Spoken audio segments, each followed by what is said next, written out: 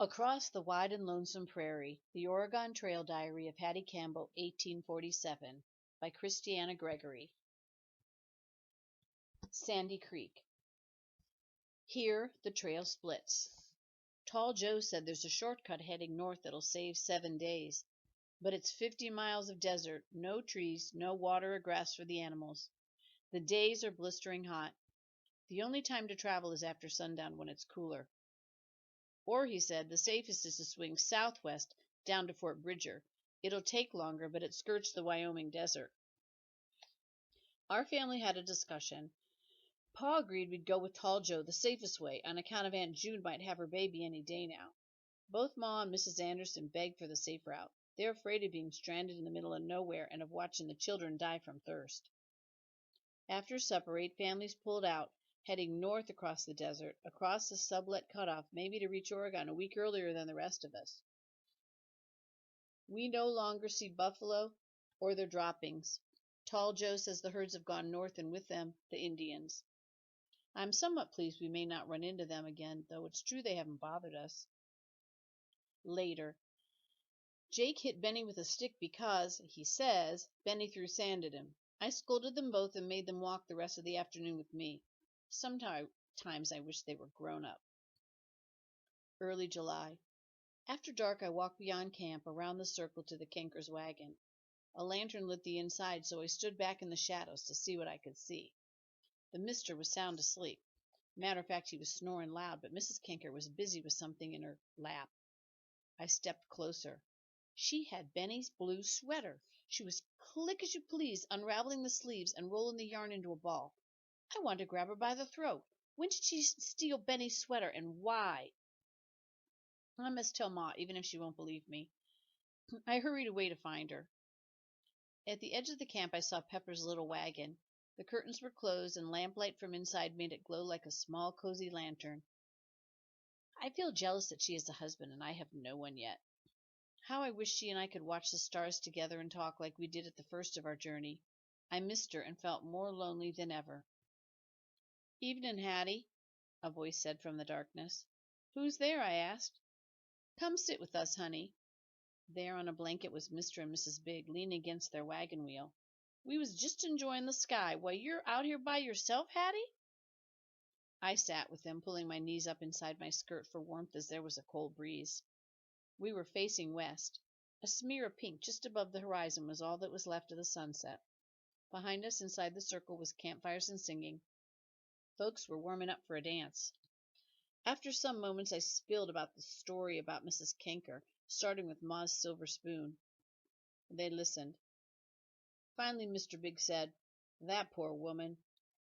With his strong arms, he pushed himself a few inches off the ground and scooted closer to his wife. She spread her shawl over their laps.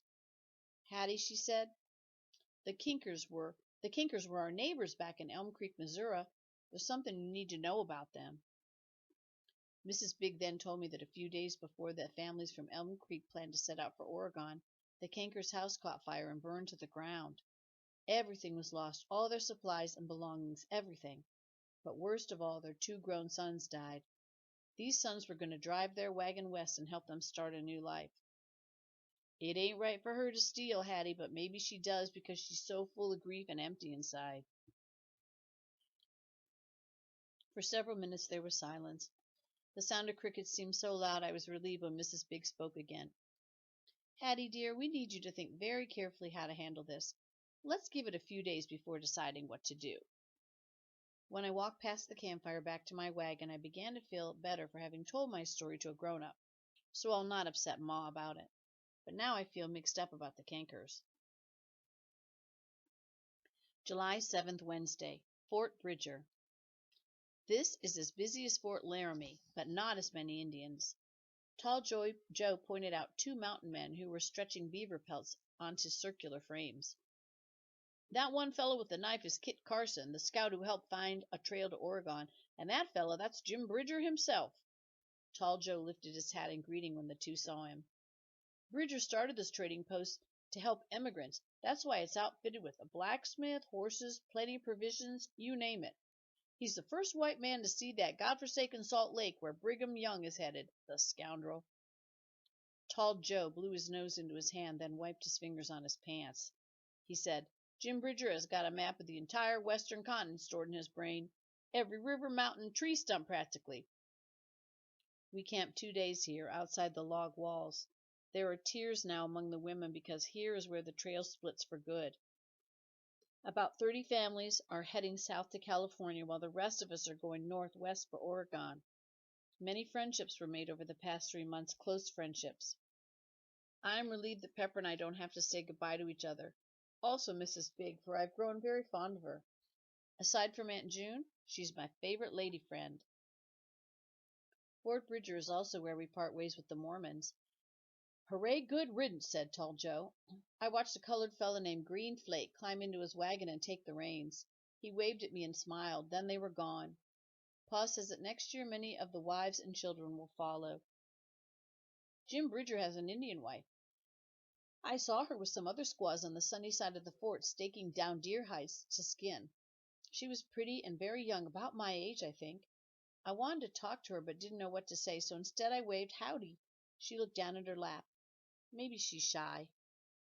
Mrs. Anderson and Ma was by a creek washing our blankets. To wring them out, they stood 3 feet apart, each holding an end and twisting until all the water dripped out. Aunt June spread them in the grass to dry. When they saw me, they stopped talking, but I had already heard them. They were saying they'd be quite content settling at Fort Bridger, never to travel again. There was water, good earth to plow, plenty of people, and all our families were safe. Maybe Narcissus Whitman is braver than we are, Aunt June said about her friend. I don't know how she did it. Ma said, and who knows what's in Oregon? Who knows what will happen between now and then? There are Indians farther north. I'm sure there's more danger that Tall Joe ain't telling us about. Next day. Benny's arm is healing. Pa made a new splint so it's easier for Ben to move. The other good news is that Wade is back to telling jokes. The only problems left over from the hemlock is that his tongue is numb on the right side and his jaws ache.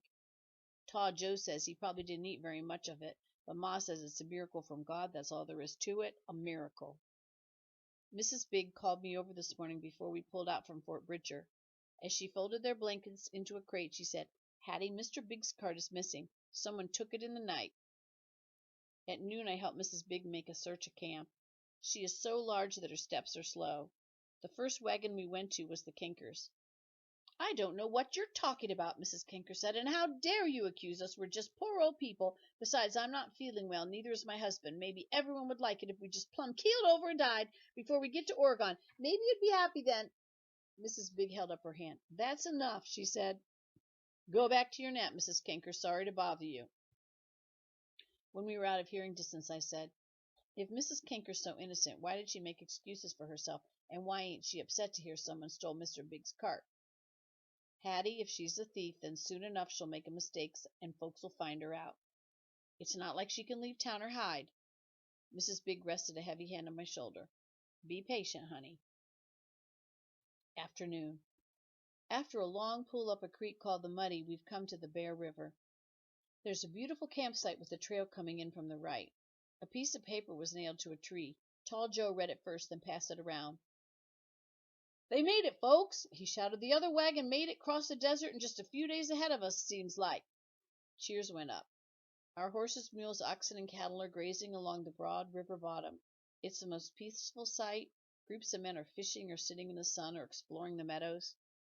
There is the sound of children splashing and playing along the river. The women are spreading washed clothes on the bushes, also sitting in the sun talking, resting. Some are busy over cooking fires. Now, it's not just Ma and Aunt Jane and Mrs. Anderson talking about going no further, but several other families are discussing the very same thing. Why not settle here in the Bear River Valley? At supper, 5 families made an announcement. This place suits them so well they've decided to homestead. Said they've not seen finer farmland ever. But Pa wants to keep going. He is so set on Oregon and living by the Pacific Ocean, he can't think of anything else. Pa said he's had too many dreams that were lost or forgotten or that he just gave up on. This is our last chance, Augusta, to fulfill a dream as big as Oregon. Please stand by me. I need you. Ma said all she dreams of is keeping her family safe. As for me, my dream is that Pepper and I will always be friends, and that I will someday be adored by a husband I love, and maybe Pepper and I can still live next door to each other. So we're on the trail again, 10 days from Fort Hall. Sheep Rock. One side of Sheep Rock rises up like a stone wall. Pine trees surround it on all sides, and among the cliffs are mountain sheep. Tall Joe said that back in '42, John C. Fremont explored this place and named it Sheep Rock. We're still on the Bear River. It's the same beautiful green as Pepper's eyes and Wade's. When we saw how deep it is, we were relieved to learn it makes a sharp turn south and we don't have to cross it. Tall Joe says it empties into the Great Salt Lake. He followed it once. An amazing sight has made us all want to camp for several days. There are pools bubbling up with hot water. There's even one with a geyser called Steamboat because somehow it makes a high-pitched whistle that sounds just like a boat on the Missouri. Hearing it made me so happy homesick, I almost started bawling. Folks are swimming and floating in the warm water and drinking it. To me it smells like eggs on the rotten side, but the taste ain't bad at all. Wade and Gideon dared each other to sit on the geyser. They took turns, and oh, what an event! While Pepper and I watched from the banks, Gideon swam out to the center and waited. Soon enough, heavy bubbles began lifting him up and up and up. His arms and legs waved like a turtle's on its back as the geyser bounced him up and down. By the time it stopped, Gideon had lost his shirt. Wade rode the geyser next and lost his pants, which caused folks to erupt in hilarious laughter, and so the day went. I was so pleased to have Pepper to myself all afternoon. We lay in the grass and stared up at the clouds. I asked her what it was like to have a husband. After a long while she turned her face toward me. How pretty she looked, her green eyes and cheeks high with color. "Oh, Hattie, you are such a dear. Marriage is, well, it's the most wonderful of wonderfuls. Some day you'll understand." I wish Pepper would tell me exactly what she means, what it's really truly like to be loved by a man. Later. At supper Ma stirred several cups of sugar and a pint of raspberries into a pail of the mineral water. Mrs. Big did the same with citrus syrup to make lemonade, and they was the most delicious bubbly drinks any of us had ever tasted. Pepper and I drank so much, though, we were not hungry for supper, and I had a stomachache all night long. She told me the next day she did, too. Tall Joe said one of the pools was named Beer Spring because mountain men swear they get drunk after a few sips, but Pa says that's likely just another tall tale. Before bed. Jake and Ben complained and pushed at each other all day, then argued with me when I said it was time to unroll their blankets. I'm tired of being their sister. 2 days later. 2 days north of the Soda Springs, the sky turned black and the air cold. In an instant a wind picked up so fierce I had to hold my bonnet on with both hands, even though it was tied under my chin. My skirt blew back so tight it looked like I was wearing men's trousers. When the hail hit, we stopped the wagons and ran for cover. The poor animals moaned and cried, but there was no way we could protect them. It felt like someone was pelting us with rocks. In an instant my arms and neck were bruised. The hailstones bounced like popping corn, and soon the ground was white. Many of the wagon tops, ours included, ended up with holes. The storm passed as quick as it started and flooded the road so that mud sucked at its wheels as we pulled out. It was our turn to be in the lead. Because of the storm, we thought nothing of the abandoned wagon we came upon. Its cover also had holes. But when Tall Joe came back from inspecting it, his face told a different story. "Folks, those holes ain't from hailstones," Tall Joe said. He held up an arrow with feathers on its end. Quick as you please, the men began searching in case someone from the wagon was left behind. The Indians had stole the mules and whatever treasures possible, for there was a trail of scattered goods. Wade and Gideon made a gruesome discovery. About 200 yards away, inside a thicket of sagebrush, was a pair of feet sticking out of a grave. Men's, we think, because they were big with hairy toes. It seems that after he was buried, the Indians came back and dug deep enough to steal his boots, then left him just like we found him. I thought it could have been Pa if we'd taken that shortcut. My stomach felt tight, thinking Indians might be watching us and they might not be friendly. There was some talk about digging up the poor fellow to see who he was, but Tall Joe said it wouldn't be pretty, that's for sure, and we'll likely find out when we get to Fort Hall, just a few days north. He and Pa shoveled dirt to cover the dead man's feet, and we piled rocks on top to keep animals away. It was a solemn group that pulled out. Pepper and I and Wade walked together next to the wagon Gideon was driving. We watched the horizon mourn and wonder what will happen if we see Indians. This is a land of sagebrush and rock, much of it black. Tall Joe says it's from volcanoes and that the western part of the continent is full of them, old ones that don't erupt anymore. Our animals pull hard and slow. They're plumb wore out. Tall Joe rides back and forth among the wagons, ordering folks to lighten their loads again.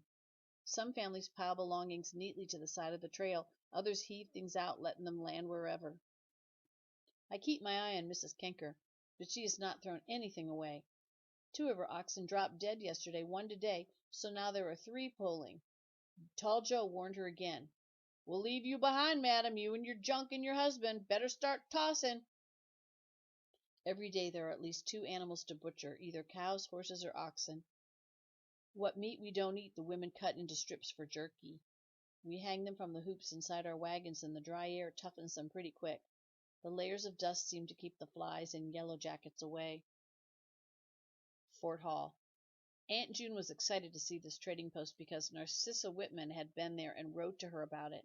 I think it looks like all the others with the usual bunch of dirty mountain men, plenty of Indians, and teepees camped outside the log walls.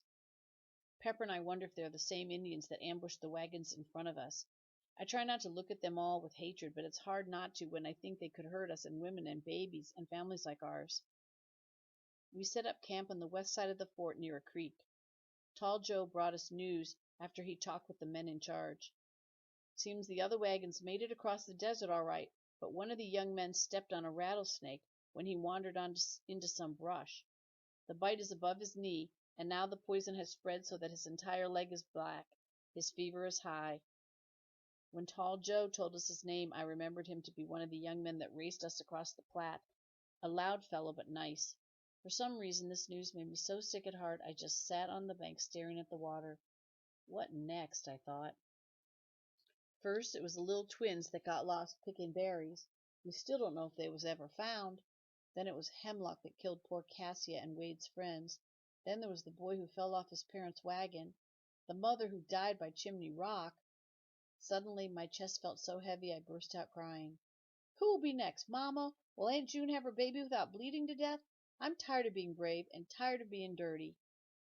I crawled in the wagon where no one could see me and took off my dress.